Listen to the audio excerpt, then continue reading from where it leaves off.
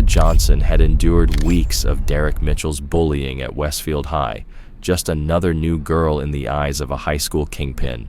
Derek saw her as nothing more than an easy target. Another quiet black transfer student who'd learned to keep her head down, to endure whatever harassment he and his friends dished out. But one afternoon, in the parking lot, Derek crossed the line. His slap cracked against her face, echoing off the asphalt, followed by his smug laugh and the cheers of his buddies. What Derek couldn't see, hidden beneath Maya's composed silence, was a lifetime of training. 8 years of Muay Thai, her fists honed into weapons by her Marine father, who'd taught her to stand her ground. Derek thought he could break her, but he was gravely mistaken. Maya Johnson wasn't about to let him or anyone make her feel small. She was about to show him exactly what happened when predators fatally underestimated their prey. Before we dive deeper, comment below where you're tuning in from, and don't forget to subscribe, because tomorrow's story is one you won't want to miss. Maya walked through the glass doors of Westfield High, her backpack slung casually over one shoulder. The hallway stretched out before her, a maze of lockers and polished floors that still felt foreign. Students gathered in groups, casting her the curious looks reserved for new faces, though no one seemed bold enough to approach. Lost, sweetheart? A tall boy with sandy hair, clad in a lacrosse jersey, leaned against the lockers with 3 of his friends, each of them dripping with the kind of easy confidence that comes with being at the top of the social ladder. Maya didn't hesitate. "Just finding my way around," she replied evenly. Derek Mitchell stepped forward, pushing off the lockers, a predatory grin spreading across his face. "Captain of the lacrosse team," he said, extending a hand that he clearly expected her to take. "I like to make it my business to welcome new students, especially ones as exotic as you." Maya looked at his hand but didn't take it.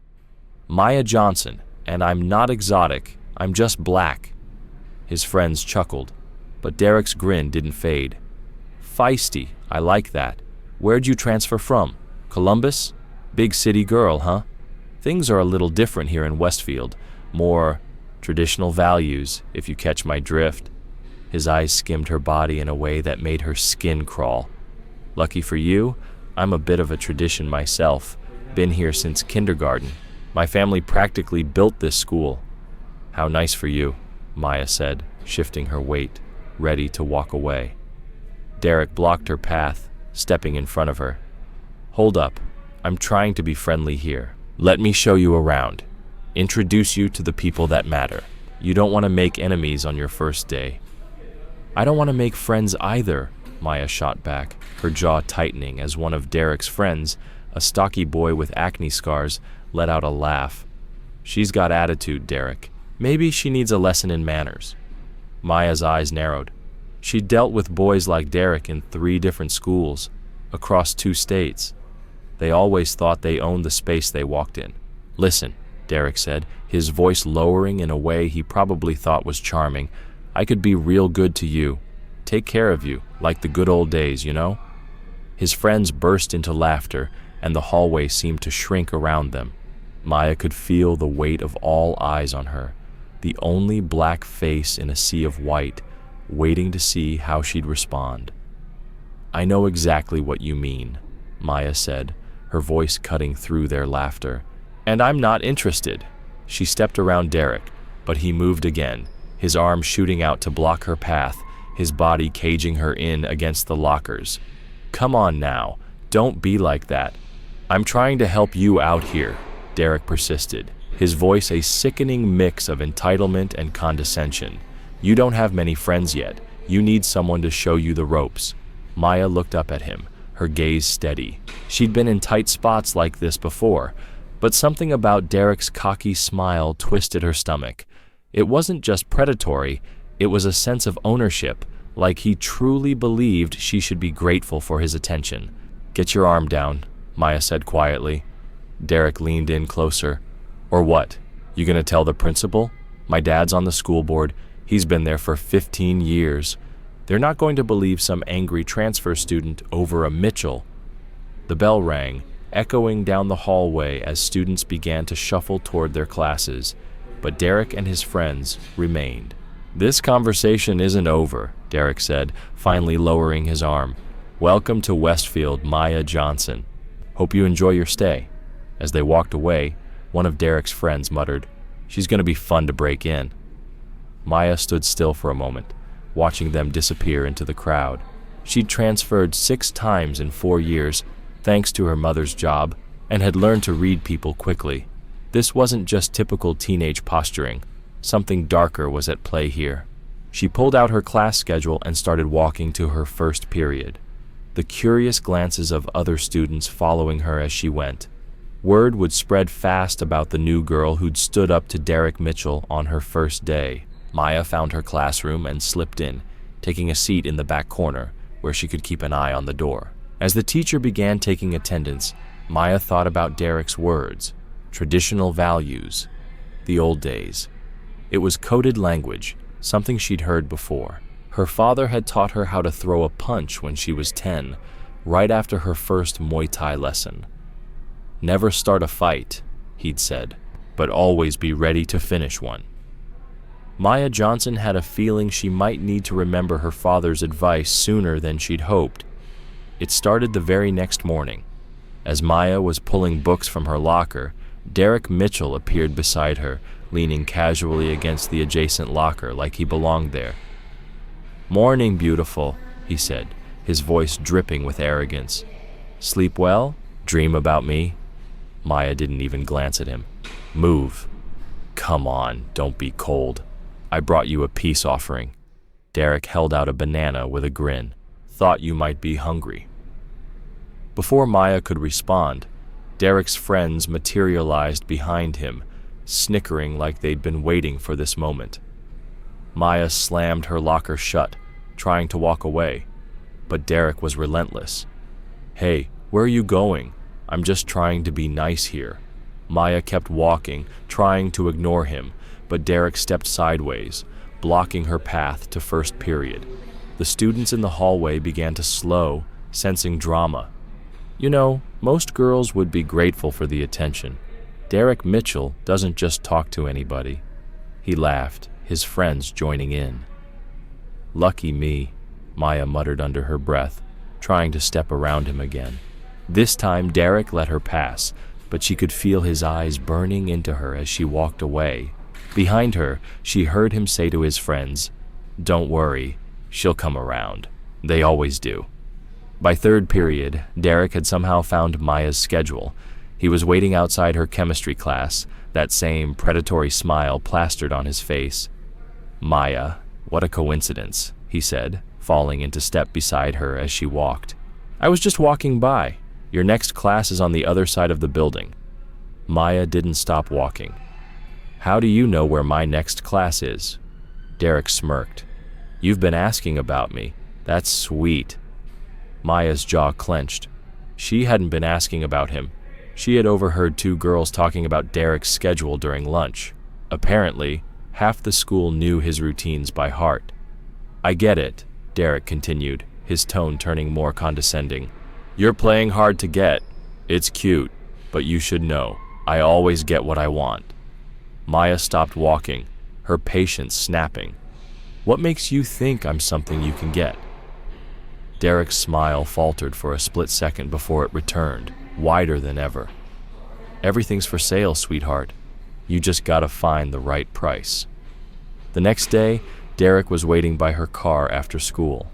Maya had borrowed her mom's old Honda for the day, nothing flashy, but Derek was treating it like it was the most interesting thing he'd seen all day.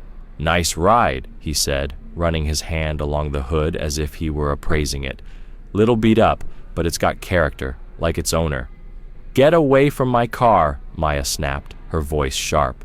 "Relax," Derek said, smirking. "I'm not gonna hurt it. Just admiring it." He moved to block her path to the driver's door. "You know, I could give you rides to school. My Mustang's a lot nicer than this thing. I don't need rides from you." Derek stepped closer.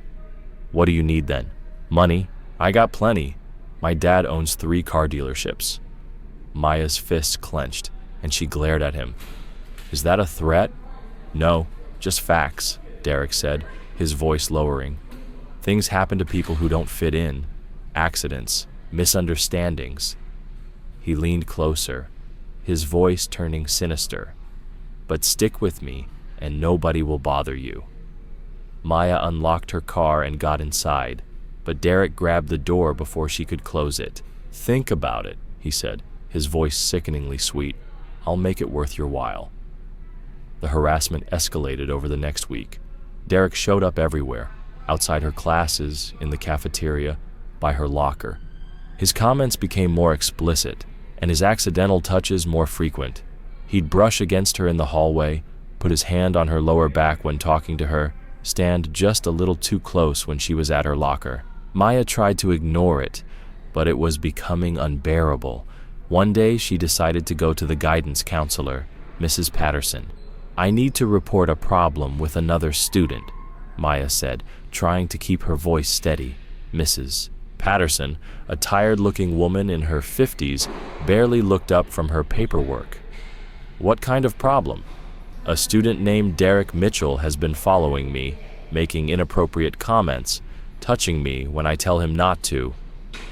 Mrs. Patterson's pen stopped moving. Derek Mitchell? Are you sure you're not misinterpreting friendly behavior? Derek's a good kid. Star athlete, honor roll. Comes from a good family. Maya's stomach turned. He told me he could be my master, like in the old days. He follows me to my car. He touches me when I tell him not to. Mrs. Patterson finally set down her pen and gave Maya a long look. Sometimes, when we're new to a place, we can misread social cues.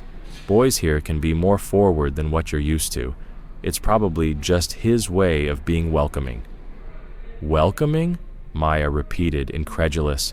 He's stalking me. Mrs. Patterson looked at her, an uncomfortable silence settling between them. I suggest you try to be more open-minded. Give Derek a chance. He's really quite nice once you get to know him. Maya left the office feeling sick, her mind racing.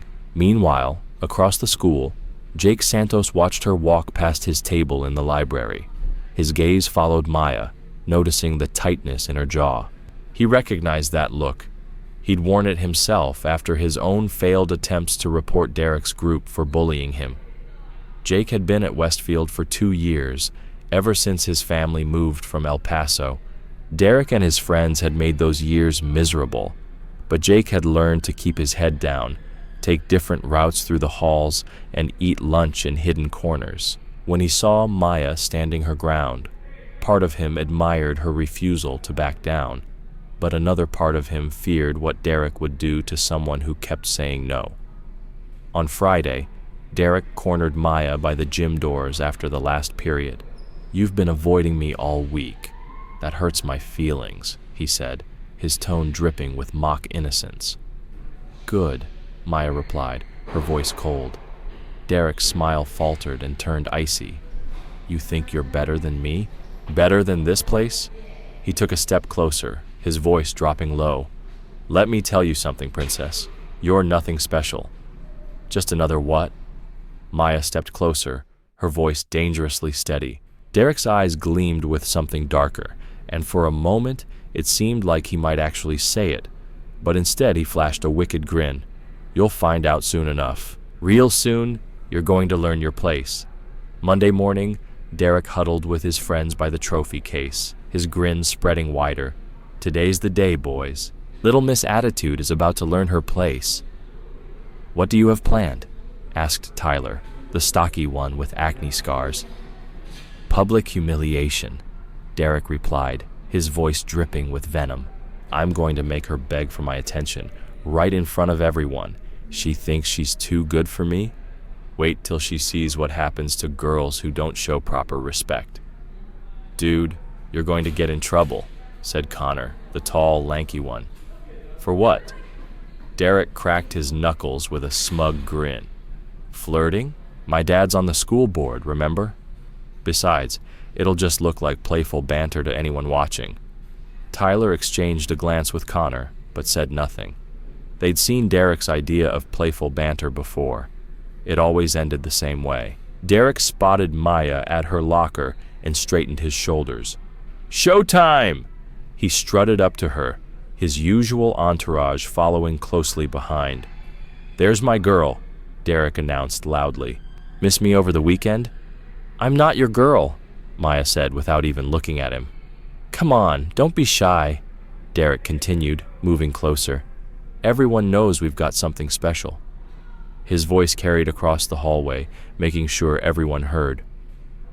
"I've been telling everyone how exotic you are, how different." Maya slammed her locker shut and finally turned to face him. "Stop calling me exotic." "Why? It's a compliment," Derek smirked. "You're not like the basic girls here.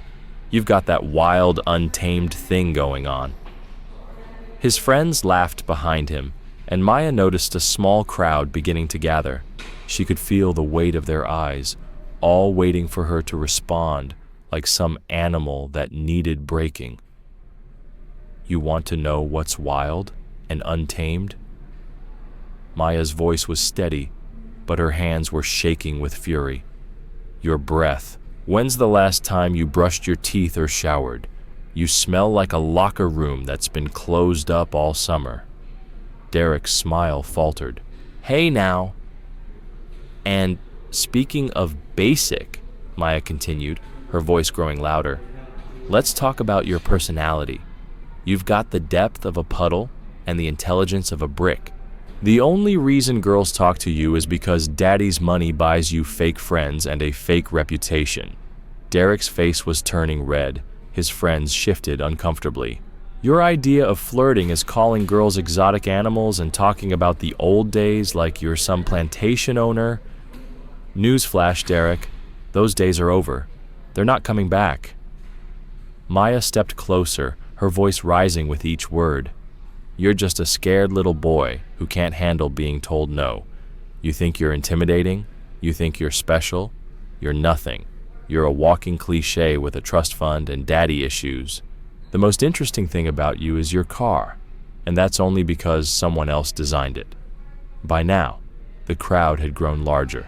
Phones were out, recording everything. Derek's face was crimson. "And one more thing," Maya added, her voice cutting through the silence. "I wouldn't date you if you were the last boy on Earth. I have standards. You don't even register on the scale."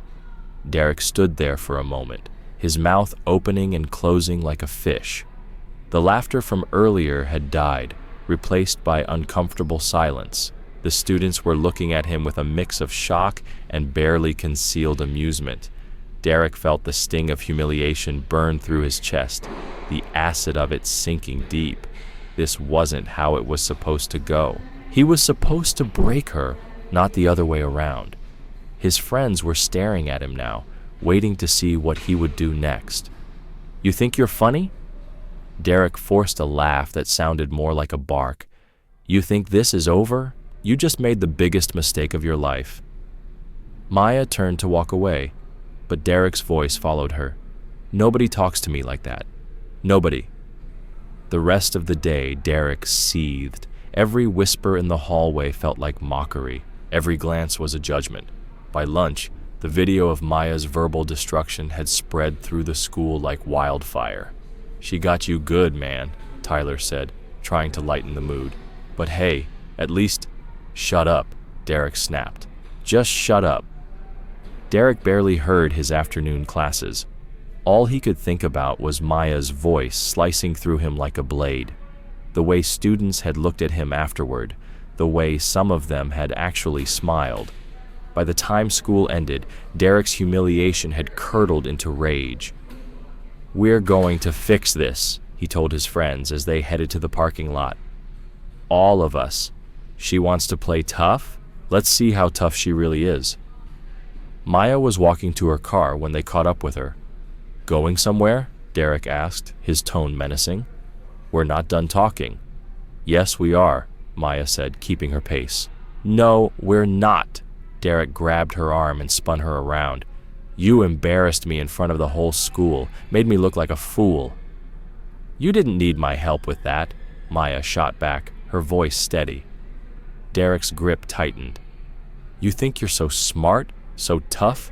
Let me show you what happens to girls who don't know their place. Maya looked down at his hand on her arm, then back up into his eyes. Let go of me. Or what? Derek sneered. Let go of me now, Derek laughed, but there was no humor in it. You're going to learn. On Friday, Derek cornered Maya by the gym doors after the last period, his expression filled with malice. You've been avoiding me all week. That hurts my feelings, he sneered.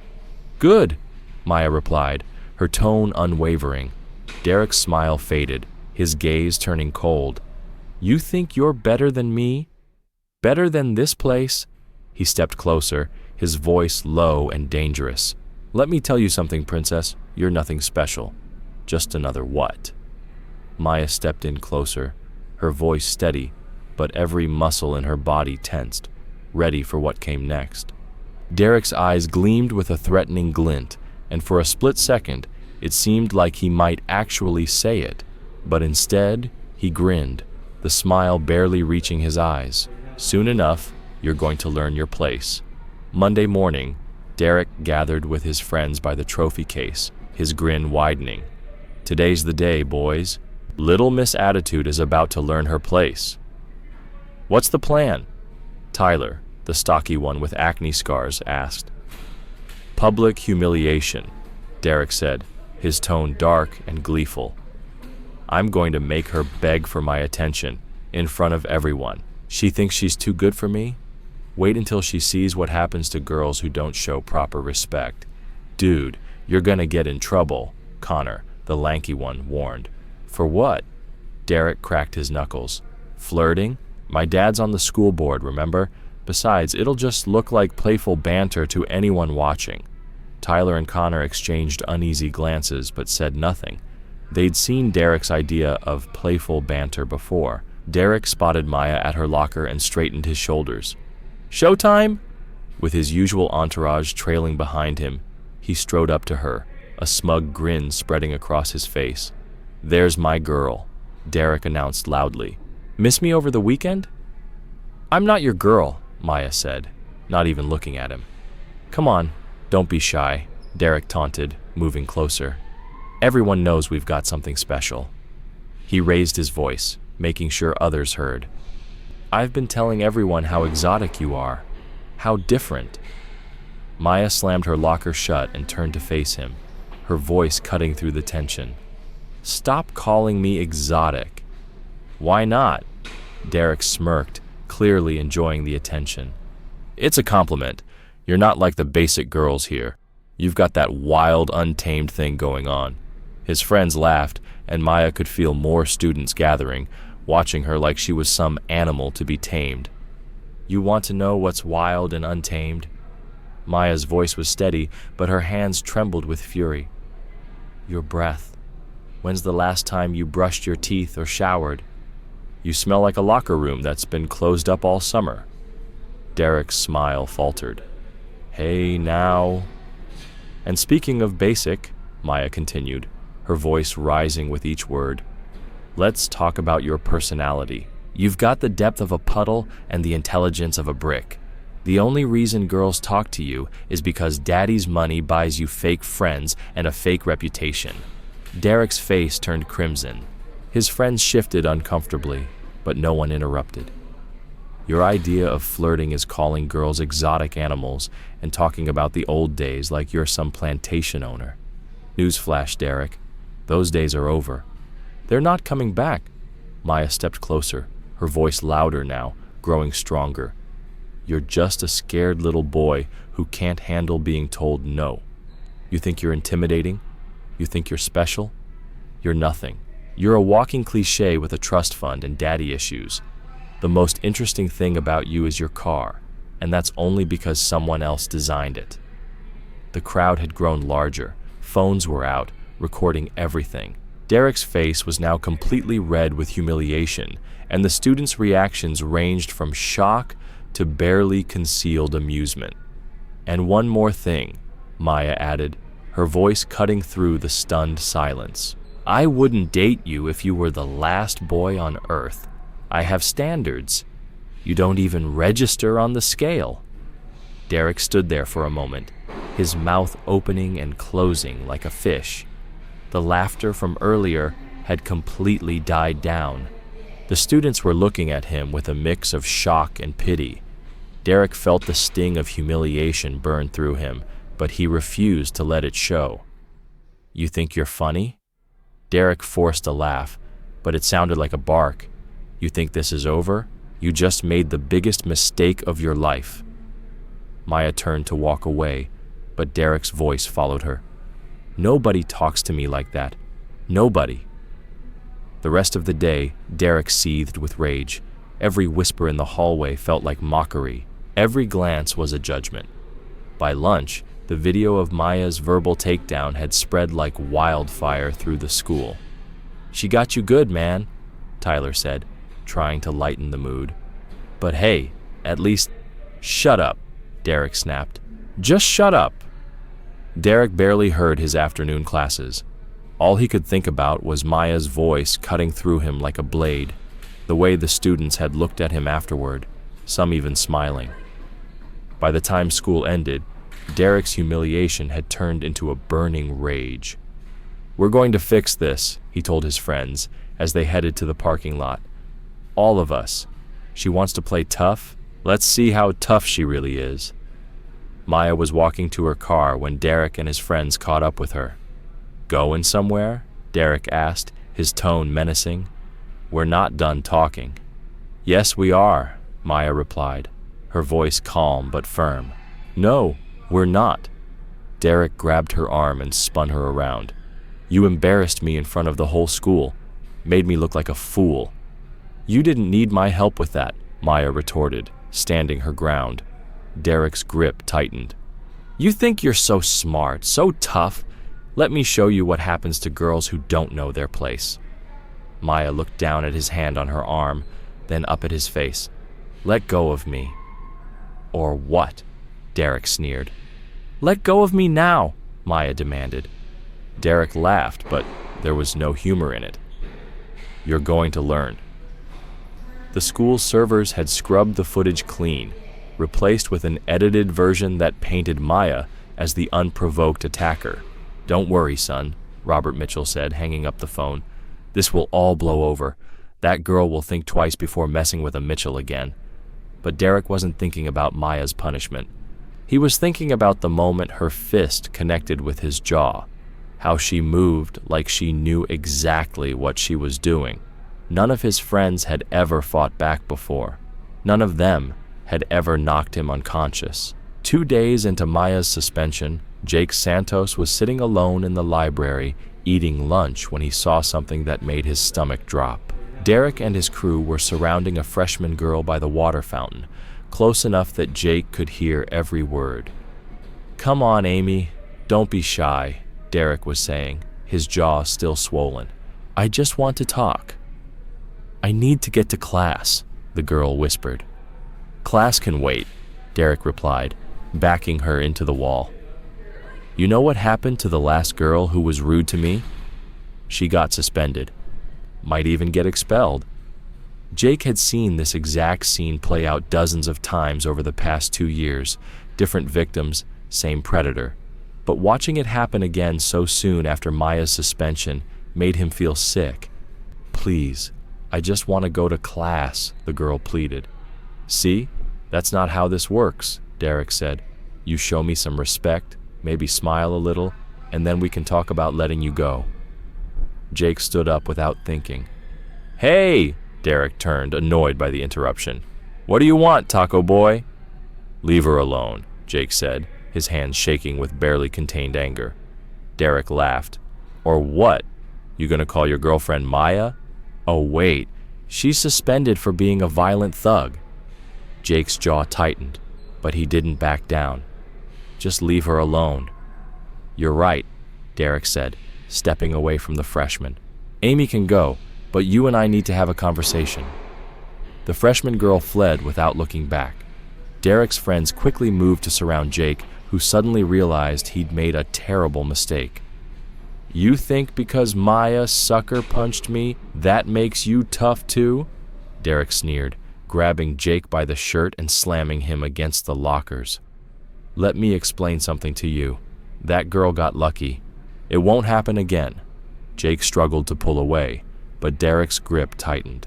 And if I hear about you running your mouth to anyone about what just happened, you're going to wish you'd stayed in whatever border town you crawled out of. That afternoon, Jake walked home with a split lip and a black eye, Derek's threats echoing in his head. But he also walked home with something else, a phone number he'd copied from the substitute teacher's desk. Maya? Jake asked when she answered on the second ring. This is Jake Santos. We don't really know each other, but we need to talk. What happened to your voice? Maya's tone was filled with concern. You sound like you've been crying. Derek happened. Jake touched his swollen lip. Look, I know you're suspended, but when you get back, we need to meet. There are other kids who've been dealing with Derek and his friends for years. How many others? Maya asked, her voice soft but curious. Jake thought about all the students he'd seen cornered in hallways, humiliated in bathrooms, threatened into silence. More than you think, and after what you did to him, after seeing someone finally fight back, Jake's voice grew stronger. People are ready to listen. Maya was quiet for a long moment. Her father's words echoed in her mind. Build something bigger than just you. Where do you want to meet? Behind the gym, first day you're back. We'll figure out what comes next. After hanging up, Jake stared at his reflection in his bedroom mirror. For the first time in 2 years, he didn't look away from the bruises. Instead, he started making a list of names. Every kid he'd seen Derek's group target. Every student who'd been too scared to speak up. The war was about to get bigger. Maya's first day back at Westfield felt like walking into enemy territory. Students stared as she passed, some with admiration, others with fear. Word had spread about her suspension, but so had whispers about Derek's continued behavior while she was gone. Behind the gym, Jake Santos was waiting with 3 other students Maya didn't recognize. His split lip had healed, but the black eye was still fading to yellow around the edges. You came? Jake said, relief evident in his voice. You said there were others. Maya looked at the small group. A thin girl with short brown hair stepped forward. I'm Emma Rodriguez. Derek and his friends cornered me in the bathroom last month. Called me names, threatened to flush my head in the toilet if I told anyone. Marcus Washington, said a tall black sophomore. They've been taking my lunch money since freshman year. Yesterday, they shoved me into the trophy case and told everyone I was trying to steal something. The third student, a pale boy with thick glasses, barely whispered his introduction. Ben Chen. They make me do their homework. Maya felt her father's words echo in her mind. Build something bigger than just you. How many others? Maya asked, her voice steady. Jake pulled out a folded piece of paper. I've been making a list. Kids who've been targeted, kids who've been threatened, kids who just keep their heads down because they're scared. He handed her the paper. There are at least 20 names here, and that's just the ones I know about. Maya unfolded the list and scanned the names. Some she recognized from classes, others were complete strangers. They can't suspend all of us, Jake said, his voice firm. I was thinking the same thing, Maya replied, but we need a plan. We can't just start throwing punches. Don't fight fair, Maya had said, and Emma took those words to heart as she stepped into the fray. She could feel her heart pounding as she stood tall against Brittany, the cheerleader who had always stood on the other side of the power structure. Emma's voice was steady now, her resolve hardening. Move, she repeated, pushing past Brittany's outstretched arm. Brittany's smile faltered, replaced by a scowl as Emma shoved past her, feeling the resistance for a second before Brittany moved to block her path again. You little, Brittany began, but Emma was already in motion, her body responding to the lessons Maya had given her. Emma didn't hesitate. With a quick pivot, she slammed her shoulder into Brittany's chest, forcing her back a step. Brittany stumbled, her shocked expression quickly shifting to fury. "You think you're tough now?" Brittany hissed, her friends closing in behind her. Emma, heart racing but focused, felt the power in her own body. She wasn't just standing up to Brittany, she was standing up to the entire system that had tried to make her feel small for years. Maya's words echoed in her mind. "When they corner you, stand your ground. Don't back down." "I'm done being scared," Emma muttered, louder than she expected. She moved forward again, this time with more purpose, her hand pushing through Brittany's defense, and she brushed past her without another word. The cheerleaders stood there for a moment, stunned. Emma didn't stop to watch. She kept walking, the path to the hallway clear ahead of her, and by the time she reached her locker, her adrenaline was still pumping through her veins. Meanwhile, Jake was fighting his own battle. The scene by the stairwell had played out countless times before, but this time, it was different. Derek, with that smug look on his face, was still pressing him, but Jake stood tall. He didn't flinch. Derek shoved him hard against the concrete wall, his grip tightening on Jake's shirt. "I hear you've been talking to people, making lists, huh? Is that true?" Jake's heart pounded in his chest, but he remembered Maya's words.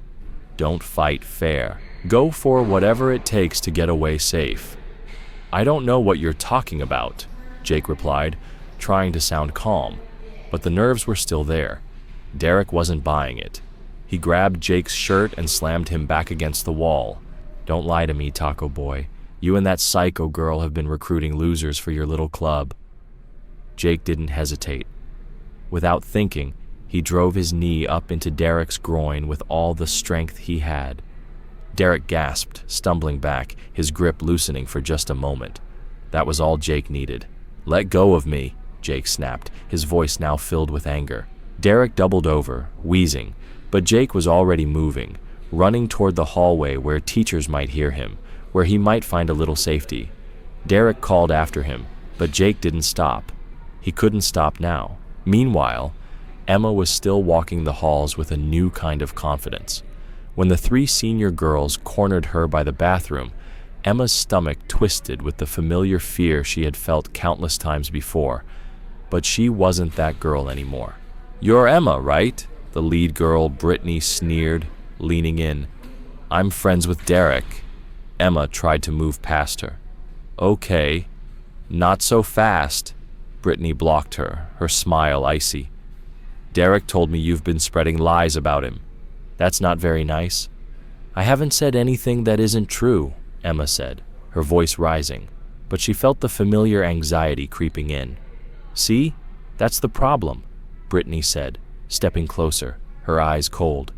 "Truth is relative. Derek's family has been good to this school. Your family? Nobody even knows who you are." Emma's heart skipped a beat, the words cutting into her, but she didn't let them land. She remembered Maya's words, her lessons. When they try to intimidate you, you don't back down. "Move," Emma said, the words steady now, stronger. Brittany's smile vanished. "You little—" Emma didn't wait for her to finish. She pushed forward, shoving past Brittany with everything she had. The cheerleader stumbled backward, caught off guard as Emma made her way through the group, leaving them in her wake. Emma didn't stop, didn't look back. She moved on to the rest of her day, a new strength in her step. Back at the gym, Maya watched her group of students grow. Each day, more of them showed up, quiet but determined, ready to take what Maya was teaching them and turn it into their own power. She didn't want to be a fighter, but the world had forced her hand. "How many others?" she asked Jake one afternoon, after a lesson. Jake pulled out a crumpled piece of paper and handed it to her. "At least 20, he said quietly.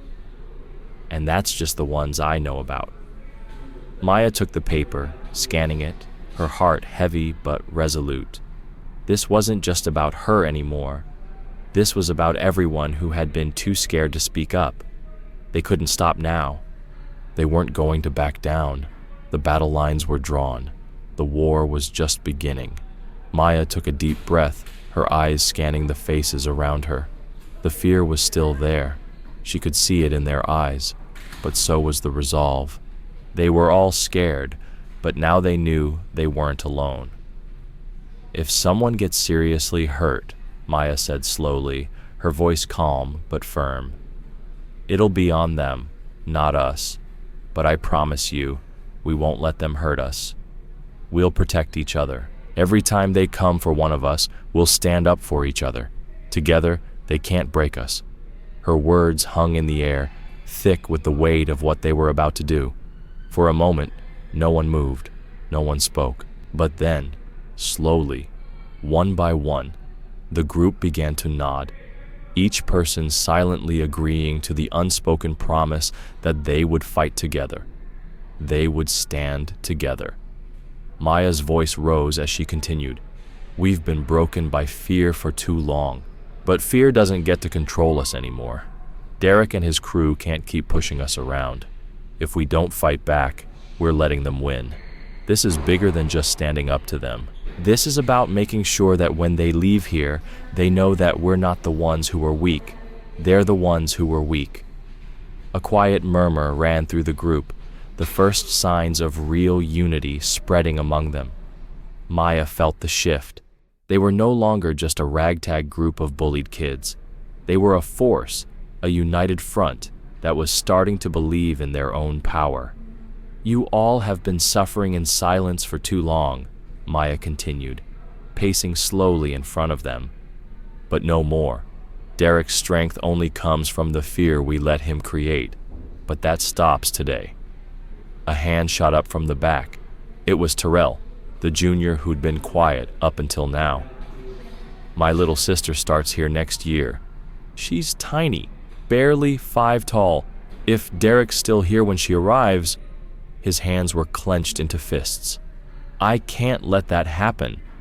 Maya's gaze softened, but her resolve didn't waver. "Then don't let it happen. Help us stop it." Emma spoke next, her voice hesitant but strong. "They've got the administration. They've got their parents' money. They've got everything."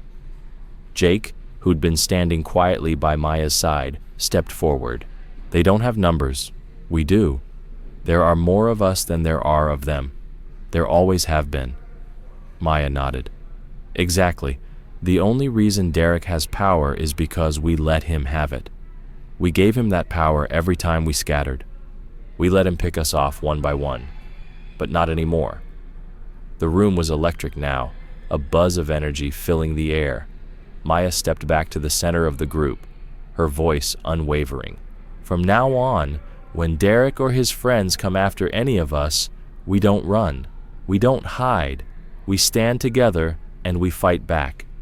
A sophomore girl, barely more than a whisper of doubt in her voice, spoke up. "What if someone gets seriously hurt?" Maya looked at her, unflinching. "Then we make sure it's not us. We'll have each other's backs. This is about stopping them before they can do any more damage. But I'm not going to lie. We're going to have to take risks, but we'll face those risks together." The sophomore girl swallowed, looking around at the group. Slowly, she nodded. "I'm in." Maya's heart swelled. They were ready. She could feel it. This wasn't just about defending themselves anymore. This was about taking back control of their school, of their lives. They weren't just fighting to survive. They were fighting to be seen, to be heard, to show that they wouldn't be broken. Maya turned to face the group, her voice low but strong. "We make it impossible for them to ignore us. We make it so big, so public, that they can't cover it up anymore. If we're going to do this, we do it right. We fight together, and we fight smart. We don't let them pick us off one by one anymore. We are stronger than they are, and we're not going to stop." As the group nodded, the room seemed to come alive with determination. This wasn't just about surviving. It was about reclaiming what was theirs. Maya's eyes flicked to Jake, then to Emma, then to everyone else in the room. We're not just fighting for ourselves. We're fighting for every kid who's been too scared to stand up, for every person who's been ignored, or pushed around, or made to feel like they didn't matter. Jake spoke up again, his voice steady and confident. We're fighting for the future.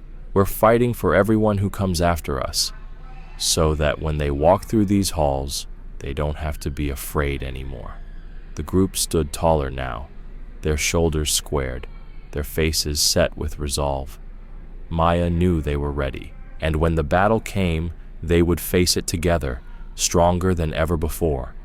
As they began to break apart and prepare for the next phase of their plan, Maya's heart beat with a mixture of fear and exhilaration.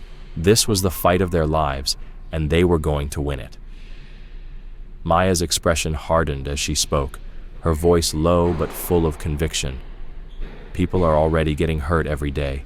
The difference now is that Derek's going to hurt too. Across town, Derek sat in his bedroom, nursing a bag of ice against his groin. His father, Robert, paced angrily across the room. "This is getting out of hand," Robert said, his voice full of frustration. "First, that Johnson girl attacks you.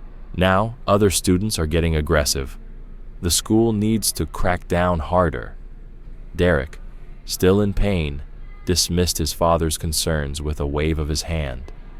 "It's fine, Dad. I can handle a few losers." Robert stopped pacing and looked at his son, his gaze intense. "This isn't about what you can handle. This is about respect, about maintaining order." Robert's face darkened as he considered the situation.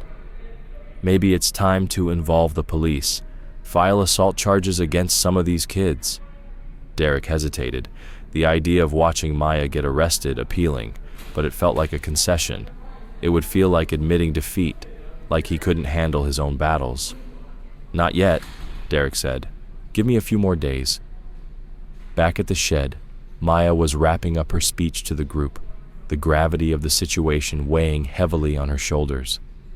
"I won't lie to you," she said, her voice steady but full of determination. "This is going to get worse before it gets better. They're going to try to break us, to make us afraid again. Some of you might get suspended or expelled.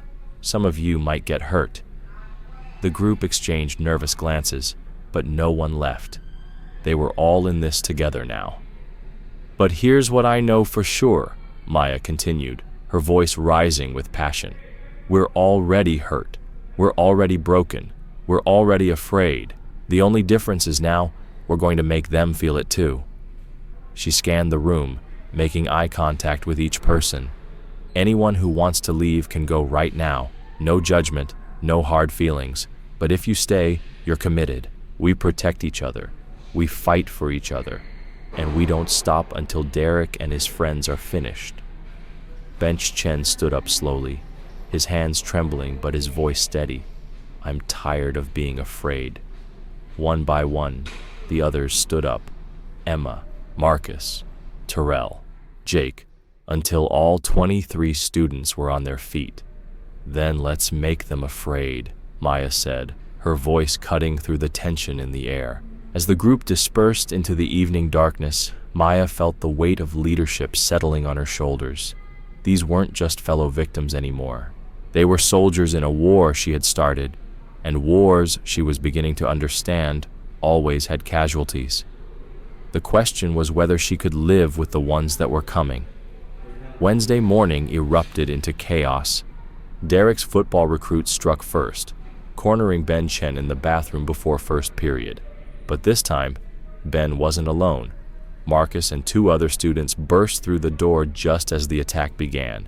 "Get off him!" Marcus shouted, throwing himself at the nearest football player. The bathroom became a war zone.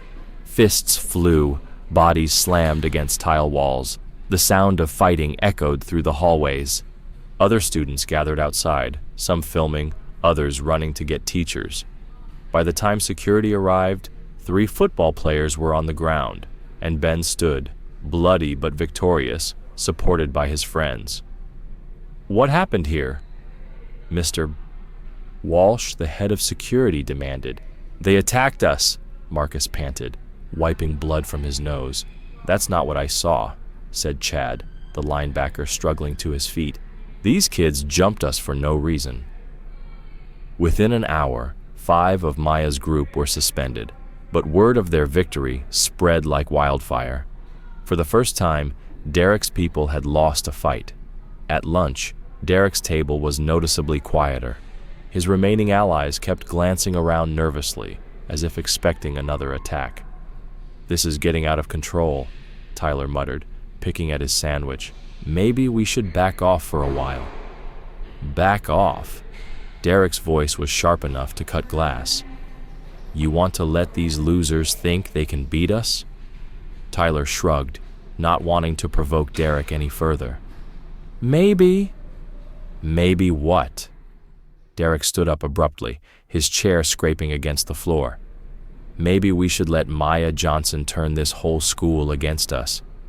No way, Derek continued, his eyes blazing with rage.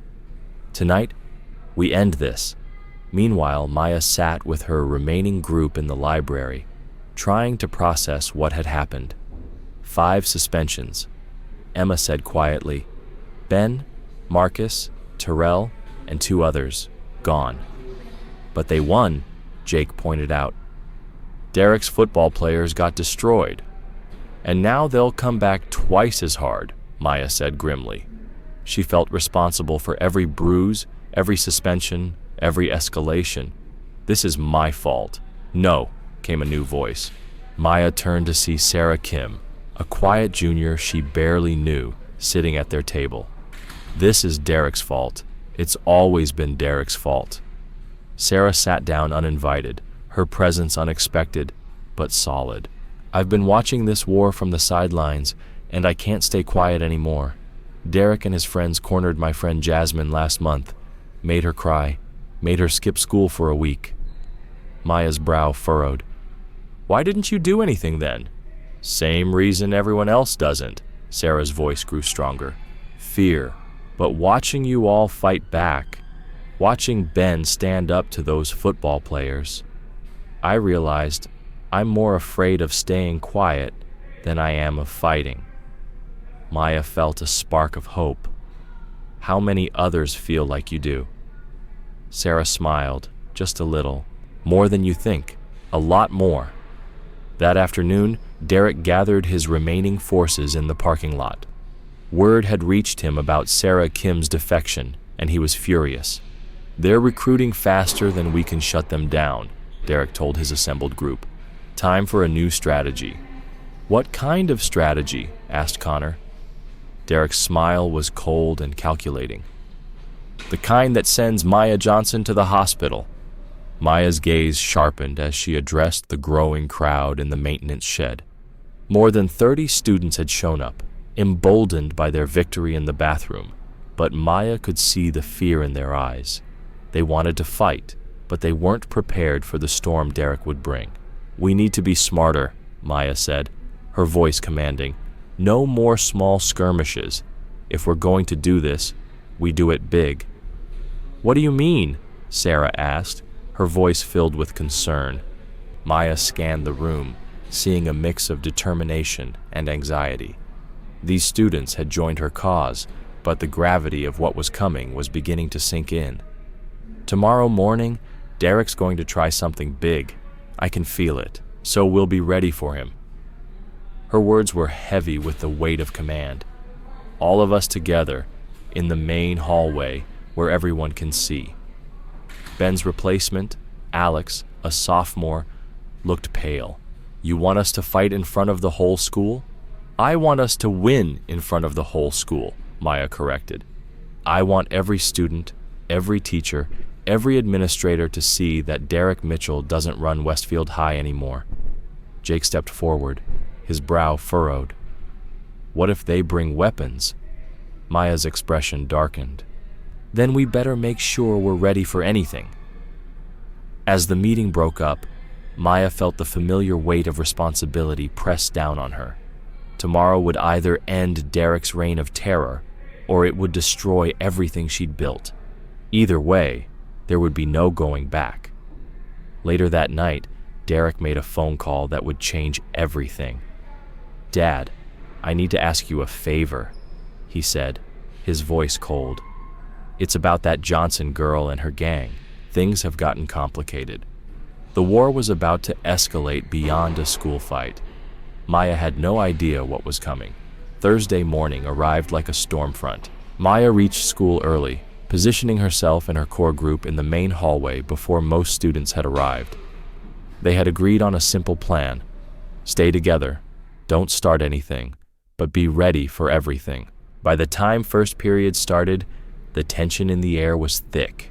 Students moved through the hallways in clusters, choosing sides with their feet. Maya's group had grown to nearly 40 students overnight, while Derek's alliance had recruited older kids and even graduates who had no business being on campus. At 9:30 a.m., during the passing period between first and second classes, everything exploded at once.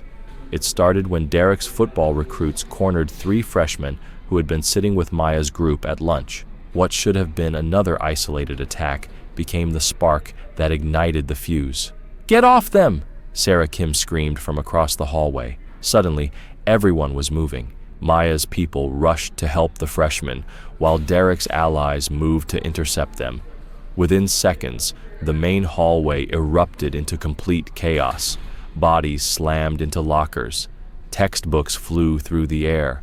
The sound of fighting echoed off the walls. Students who weren't involved pressed themselves against classroom doors, some screaming, others pulling out phones to record.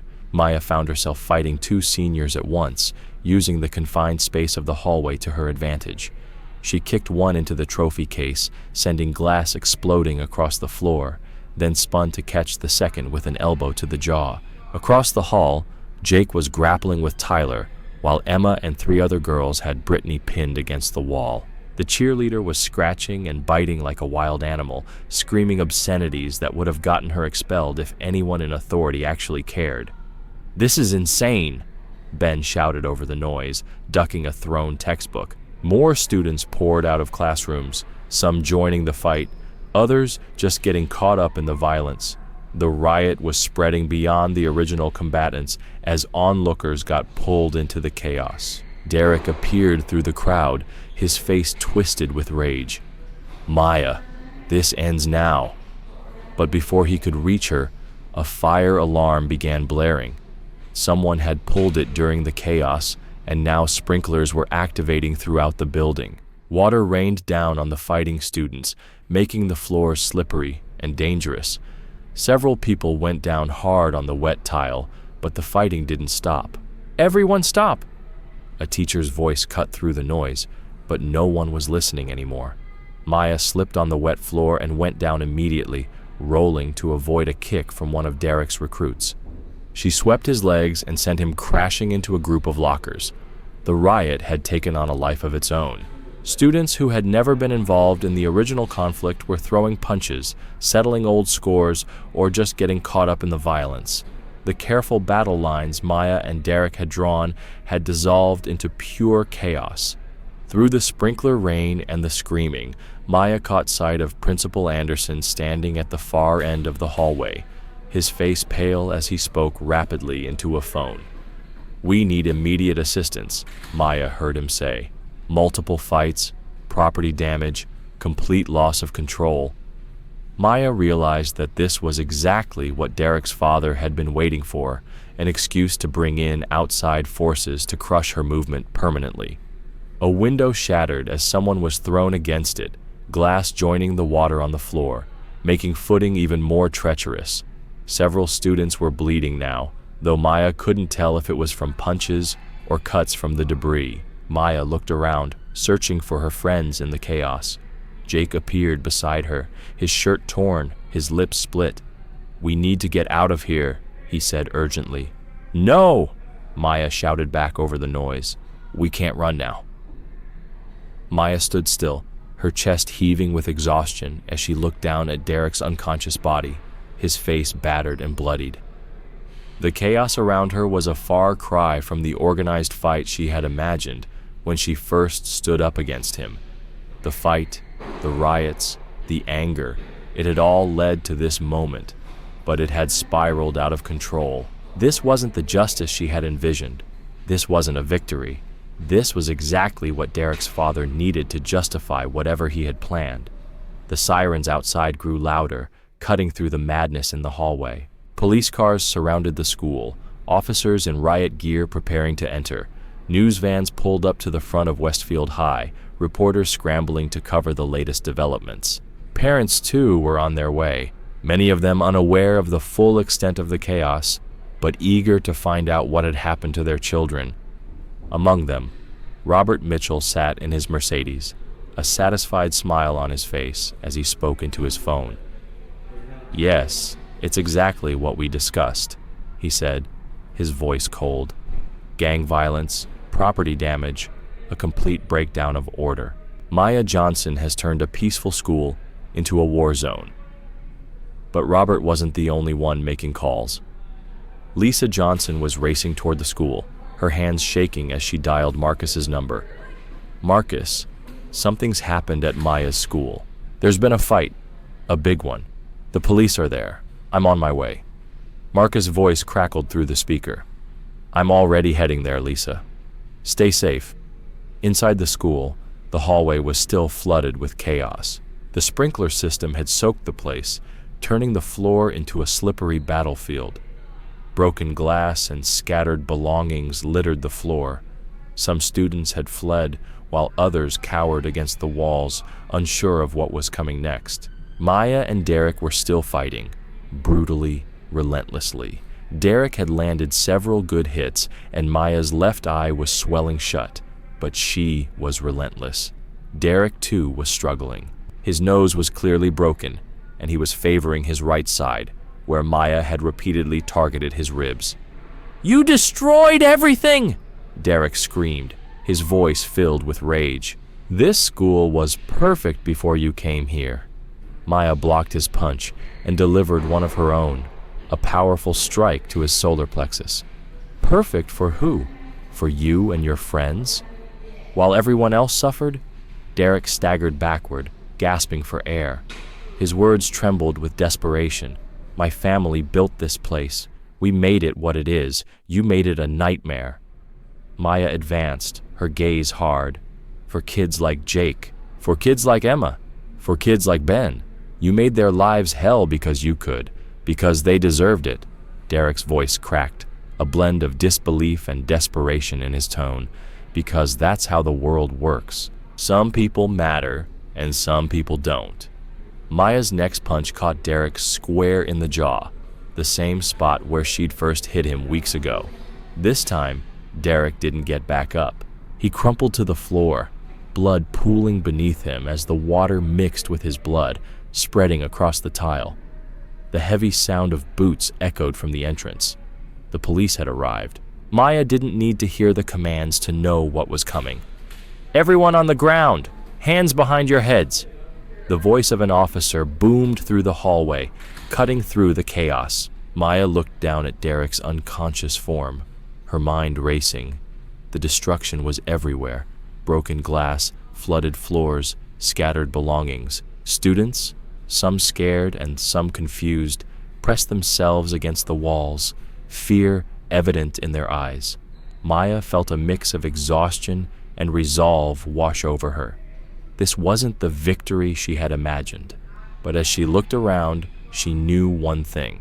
Derek's reign of terror had ended. It might have ended with violence and destruction, but it was over. The school, the fight, the chaos, it was all leading to something bigger. Maya had started a war, but she had also created a movement. She had no idea what would happen next, but one thing was certain. Derek and his friends could no longer control Westfield High. The fight for justice wasn't over. It had only just begun. With the sound of approaching sirens and the growing tension, Maya realized the real battle was still ahead. But as long as she had her friends by her side, they would face it together. Maya's heart sank as the cold metal of the handcuffs clamped around her wrists. The officer's voice cut through the chaos. "Step away from the victim and get on the ground, now." As she slowly raised her hands, her eyes locked onto the figure walking behind the police officers. Derek's father, Robert Mitchell, was striding forward, pointing directly at her. "That's her," Robert said to the lead officer, his voice filled with venom. "That's the gang leader who organized all this violence." Maya's stomach twisted with the realization. She had played right into their trap. The riot, the destruction, Derek lying unconscious on the floor, everything painted her as the aggressor, the violent criminal who had terrorized a peaceful school. But as the officers moved in and the handcuffs clicked into place, Maya heard something that sparked a flicker of hope. Dozens of student voices rose in unison, calling out the truth. "She was defending herself," one shouted. "Derek started it. He's been bullying people for years." The truth was finally coming out, even as Maya was being arrested. The question was whether anyone in authority would listen. The handcuffs bit into Maya's wrists as the officers began leading her through the flooded hallway. Broken glass crunched underfoot, and water dripped from the damaged ceiling tiles. Students pressed themselves against classroom doors, watching as Maya was escorted through the destruction. Some had looks of shock, others of admiration. "Maya!" A familiar voice cut through the noise. Maya's father, Marcus Johnson, was pushing through the crowd of police officers and paramedics, his face filled with urgency. "Don't say anything," he called, his eyes meeting hers. "Don't answer any questions without a lawyer." "Sir, step back," an officer commanded, but Marcus kept moving forward, his voice firm. "That's my daughter. I have a right to speak to her." Maya turned her head, water still dripping from her hair, her left eye nearly shut from the swelling. "Dad," she said quietly, "I'm okay." Marcus's voice was steady, despite the chaos around them. "You did what you had to do, you hear me? You protected yourself and your friends." "She assaulted multiple students," Detective Reynolds interjected, consulting his notes. "This looks like gang activity to me." Marcus's voice rose in anger. "My daughter defending herself from harassment is gang activity?" Behind them, Derek was being loaded onto a stretcher, still unconscious. Robert Mitchell walked alongside the paramedics, his expensive suit seemingly untouched by the chaos. "Officer," Robert called, his voice smooth and insistent. "I want to press full charges, assault, battery, inciting a riot. That girl is a menace." Marcus turned toward Robert, fists clenched. "Your son put his hands on my daughter. He's been harassing her for weeks." "That's not what the witnesses say," Robert replied smoothly. "All I see is your daughter standing over my unconscious son." "Dad, it's okay," Maya whispered. "I'm okay." Marcus looked at his daughter, wet, bruised, handcuffed, but still standing tall. In her eyes, he saw the same determination he'd taught her in their backyard training sessions. "Remember what I told you about fighting the same battle twice?" Marcus said, as the officers prepared to lead her away. "Yeah," Maya said softly. "This is the second fight, and this time, the whole world's watching." As the officers moved Maya through the school, she caught sight of her friends. Some of Derek's friends looked satisfied, whispering among themselves about her arrest. But her people, her group, watched with tears in their eyes, phones in hand, recording everything. Jake Santos broke free from a group of students and ran alongside her. "Maya, we got video of everything, the whole fight. Derek throwing the first punch, all of it." A police officer stepped forward, warning, "Kid, get back." "No, you don't understand," Jake persisted. "We have proof she was defending herself." "Jake, be careful," Maya called over her shoulder. "Don't get arrested too." Emma Rodriguez, crying, held up her phone to record as Maya passed. "We're going to fix this," Emma said, her voice shaking with emotion. "Everyone's going to know the truth." Outside the school, news vans had already arrived, their reporters scrambling to cover the massive fight at Westfield High. Cell phone videos were spreading across social media in real time, and the story was gaining traction quickly. Lisa Johnson, Maya's mother, pushed through the crowd of reporters and onlookers. "Maya, baby, are you hurt?" she called out, her voice full of concern. "I'm fine, Mom," Maya replied, though her swollen eye told a different story. "This is harassment," Lisa shouted at the officers. "Where were you when her son was attacking my daughter?" Detective Reynolds paused at the police car. "Ma'am, your daughter initiated a riot that injured dozens of students and caused tens of thousands of dollars in damage. My daughter defended herself against a predator." Lisa's voice cracked with emotion. "She did what you should have done. She stopped him." As they reached the patrol car, Maya saw Principal Anderson standing near the school entrance, talking rapidly into his phone.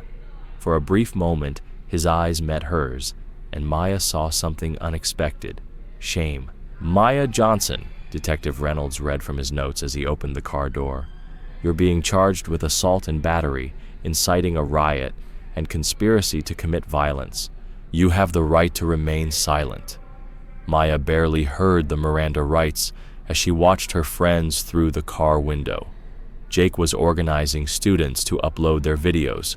Emma was coordinating with parents who had started arriving. Bench Chen, limping but standing strong, was with the group. They weren't backing down. Even with their leader arrested, they were still fighting. As the patrol car pulled away from Westfield High, Maya saw something that made her heart swell with pride. Students were pouring out of the building, not in panic, but in organized protest. They formed a line along the sidewalk, holding up their phones, documenting everything. The movement Maya had started was far from over. It had only just begun. "Reacted violently, correct?"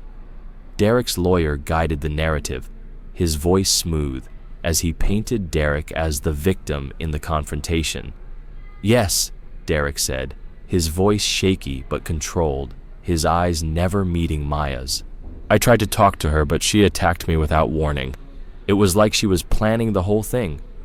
His words were laced with a mix of arrogance and defensiveness, but as he spoke, his hands shook slightly, still betraying the physical toll Maya had dealt him. Maya watched, her eyes cold but steady. She had no doubt that Derek's lies would continue, that he would spin the story in a way that painted him as the victim and her as the aggressor. But now, everything was different. The truth was out, and she wasn't alone anymore. The tension in the courtroom was palpable as Derek's testimony was met with skepticism by the room. Several of the victims who had already testified exchanged looks of disbelief and quiet anger. Derek's father, Robert Mitchell, was sitting at the front, his jaw clenched tight, a mask of determination on his face. He was trying to maintain control of the narrative, trying to make sure his son wasn't the one to take the fall for what had happened at Westfield High. But the evidence was undeniable. The video of Derek planning the assault on Maya's group, bragging about the harassment, and speaking with his father about using their influence to cover up the truth, those moments were now burned into the court's record. No amount of spin could change that. David Chen, Maya's lawyer, stood up from his seat, his expression firm. "No further questions, Your Honor," he said, signaling the end of the cross-examination. There was a brief silence in the courtroom, broken only by the sound of the heavy courtroom doors opening as more people filed in, some with cameras, others taking seats to witness the outcome of the trial. The prosecution's case had unraveled Derek's lies, piece by piece, and with each new revelation, Maya's resolve only grew stronger. This wasn't just about her anymore. It was about every student who had suffered in silence, every kid who had been bullied, harassed, and ignored by the very people who were supposed to protect them. And now, the truth was coming to light. After a brief recess, Judge Martinez returned to the bench. The room was buzzing with whispers, but she raised a hand to silence the court. "The jury will now deliberate," she announced, her voice commanding. As the gavel struck, Maya stood, her head held high. She had already won the fight.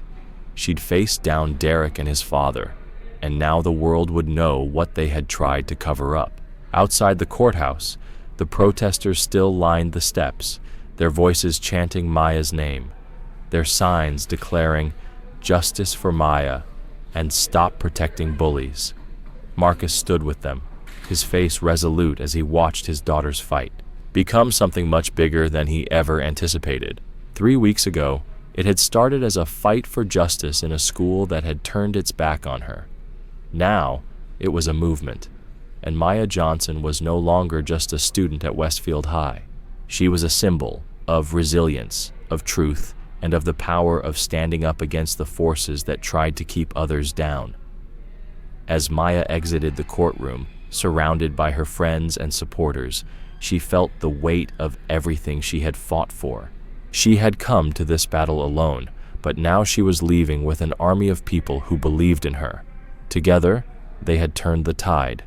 The war wasn't over, but it was just getting started. And this time, Derek and his father would have to face the truth. They wouldn't be able to silence Maya anymore. Maya took a deep breath, feeling a wave of pride and responsibility wash over her as she walked into the principal's office. This wasn't the same place it had been months ago. Not the same school, not the same fight, and certainly not the same atmosphere. She had won.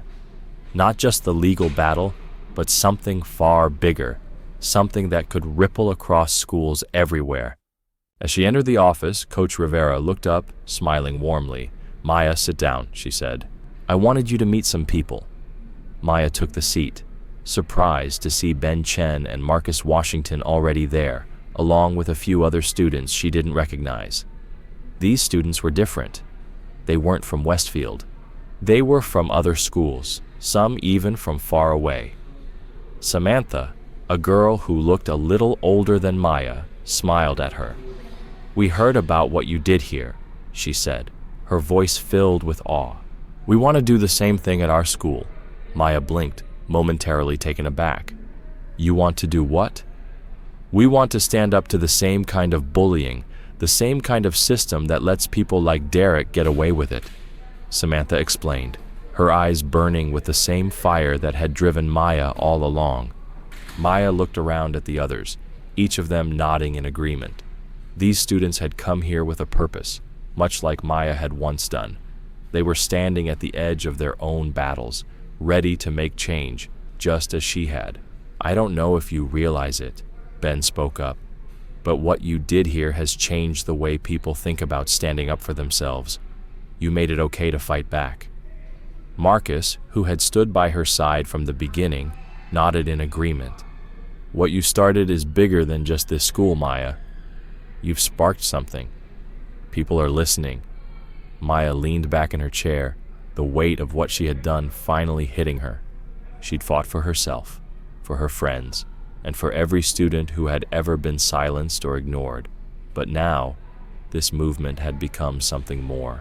It was a symbol of resistance, a force against the very systems that had allowed Derek and others like him to thrive in silence. "You're not just fighting for your school anymore," Coach Rivera said, her voice steady but filled with pride. "You're showing other students how to stand up, how to fight for what's right, no matter the cost. You're teaching them that they don't have to be afraid." Maya smiled, but it wasn't the kind of smile she had given before. This was a smile of understanding, of realization. She hadn't just changed her school. She had started a revolution of her own, one that would echo across the state, and maybe even further. Samantha and the others took turns speaking about their own experiences and how they'd watched Maya's fight unfold. Some shared their own stories of bullying. Others spoke about the challenges they faced in trying to create change. But Maya could see it in their eyes. They weren't giving up. They were ready to take on their own battles, just as she had done. As they all shared their plans, Maya realized something. The fight wasn't over. It had only just begun. But now, she wasn't fighting alone. She had a community, a movement, and a whole new network of students who were ready to stand together. The phone on Coach Rivera's desk rang, breaking the momentary silence. She picked it up and spoke for a moment before hanging up. That was the district. They want you to speak at the school board meeting tomorrow about what happened here, about what needs to change. Maya blinked, momentarily stunned. She'd never thought it would come to this. Her own voice, her own actions had led to this point. "I'll be there," Maya said, her voice resolute. "You've earned this, Maya," Coach Rivera added. "You've earned the right to make sure this never happens again." Maya stood up, feeling the same fire in her chest she had felt the first time she stood up to Derek. This was her moment. It was time to speak for all of them. Time to make sure the lessons learned weren't just remembered, they were acted on. As Maya left the office, she found herself walking with her head a little higher, her steps a little firmer. The journey had been long, and it wasn't over yet. But for the first time, she felt like she was exactly where she was supposed to be, leading the way for others who would follow. Behind her, a new generation of students was rising, ready to fight back against the systems that had allowed their suffering to continue. Maya Johnson had ignited a spark, and it was spreading faster than anyone had imagined. Maya had won the battle, but at what cost? The weight of everything that had happened, both the victories and the sacrifices, was finally settling on her shoulders. She had become the symbol of something much bigger than herself, but now the journey ahead was unclear. Would the world change? Would students finally be safe? Or would everything fall back into the same patterns it had been for years? The past months had been a whirlwind. Maya had received hundreds of messages from students across the country asking for advice, sharing their own stories, and requesting help. She'd become the voice for countless students, the one who stood up and fought for what was right when everyone else turned a blind eye. As she looked around the room at the eager faces, Maya realized that the fight wasn't over. She had inspired change, yes, but there was still so much more to do. "The first thing you need to understand," Maya began carefully, "is that what happened here got really bad before it got better. People got hurt. I got arrested. It was a war, and wars have casualties." Ben spoke up quietly, "But it worked. Derek's gone. The administration changed, and bullying reports are actually being taken seriously now." Maya nodded, reflecting on the cost of the battle. It worked, but there might have been other ways, better ways. "What would you do differently?" Marcus asked. Maya paused, thinking about the lessons she'd learned. "I'd try harder to work with adults first. I'd document everything better from the beginning, and I'd focus more on changing the system instead of just fighting the symptoms." Coach Rivera leaned forward, her expression filled with thought. "That's actually why I asked you all here," she said. "The district is implementing a new peer mediation program, and they want Maya to help design it." Maya blinked, surprised. "Me?" "Yes, you," Coach Rivera smiled. "Your case is being studied by school districts across the country. They want to learn from what happened here." The meeting continued for another hour, with Maya sharing strategies on organizing, documenting, and building coalitions. She wasn't just sharing her experience. She was passing on the tools to help others fight back. As the students from other schools prepared to leave, Samantha approached Maya. "Thank you," she said simply, her voice full of gratitude. "You gave us hope." After everyone left, Coach Rivera stayed behind. "How are you really doing?" she asked gently, her eyes reflecting understanding. All the attention, the speaking requests, the interviews, it's a lot for anyone to handle. Maya considered the question honestly. "Some days, I feel like a hero. Other days, I feel like I just got lucky that things worked out. And some days, I wonder if I just made everything worse." Coach Rivera smiled, a knowing look in her eyes. "The fact that you question yourself shows wisdom. Heroes in movies never doubt themselves. Real heroes always do." Maya thought about that, letting the words sink in. "What happens now?" Coach Rivera looked at her with a mix of pride and encouragement. Now you get to decide what kind of person you want to be going forward. The Maya Johnson who fought Derek, she was necessary. But the Maya Johnson who prevents the next Derek, she might be even more important. That evening, Maya sat with her father, Marcus, in their backyard, practicing their Muay Thai forms in the fading light. The rhythmic movements had become their routine, a way to stay connected amid the chaos that had followed the trial. "Do you think I did the right thing?" Maya asked during a break, her voice soft with uncertainty. Marcus wiped sweat from his forehead and looked at his daughter with pride. "Baby girl, you did the only thing you could do, and because you did it, hundreds of other kids don't have to." Maya's gaze turned thoughtful, the weight of her actions heavy on her heart. "But Derek's life is ruined. His friends got expelled. Even some innocent people got caught up in everything." "That's not on you," Marcus said firmly. "Derek ruined his own life the moment he decided other people were objects for his entertainment. You didn't create that monster. You just refused to let him keep feeding." Maya's phone buzzed, another message from a student asking for help. She'd received thousands of messages over the past months, each one representing someone who had found courage through her story. "I think I know what I want to study in college," Maya said suddenly. "What's that?" Marcus asked, intrigued. "Social work, or maybe law. Something where I can help change systems instead of just fighting individual battles." Marcus smiled, his pride shining through. "Sounds like you learned the real lesson." Maya looked at him, understanding his words, that the fight never really ends. It just changes shape.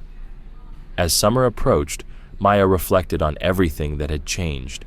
Derek was serving his sentence, reportedly doing well in counseling, finally confronting the attitudes that had turned him into a predator. Principal Anderson had taken a job in educational consulting, working to help other schools avoid the mistakes Westfield had made. Most importantly, the students who had been terrorized by Derek were thriving. Jake had been elected student body president.